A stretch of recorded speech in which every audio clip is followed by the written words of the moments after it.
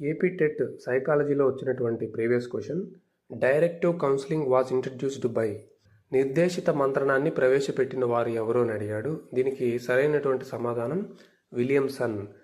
Question కింద ఉన్నటువంటి description మీరు గమనిస్తే, డైరెక్టివ్ కౌన్సిలింగ్ అనేది విలియమ్సన్ అండ్ డార్లీ చేత ప్రతిపాదించబడింది అని క్లియర్గా చెప్పారు. అంతేకాకుండా కౌన్సిలింగ్లో ప్రధానమైన వ్యక్తులు ఇద్దరు ఉంటారనమాట, కౌన్సిలర్, కౌన్సిలీ.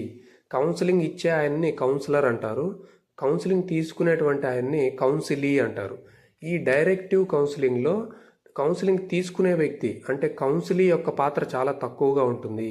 ఎవరైతే కౌన్సిలింగ్ ఇస్తున్నారో వాళ్ళ పాత్ర చాలా ఎక్కువగా ఉంటుంది. అంటే ప్రాబ్లం వింటాడు కౌన్సిలరు, వెంటనే దానికి తగినటువంటి సొల్యూషన్ చెప్పి దాన్ని పాటించాలి అని చెప్తాడు. ఇక్కడ కౌన్సిలీ యొక్క అభిప్రాయానికి విలువ ఉండదు, కేవలం కౌన్సిలర్ యొక్క అభిప్రాయానికి విలువ ఉంటుంది. అందువల్ల డైరెక్టివ్ కౌన్సిలింగ్ని కౌన్సిలర్ సెంటర్డ్ కౌన్సిలింగ్ అని కూడా అంటారు. ఇది మళ్ళీ మళ్ళీ వస్తుంది, గ్యారంటీగా గుర్తుపెట్టుకోండి.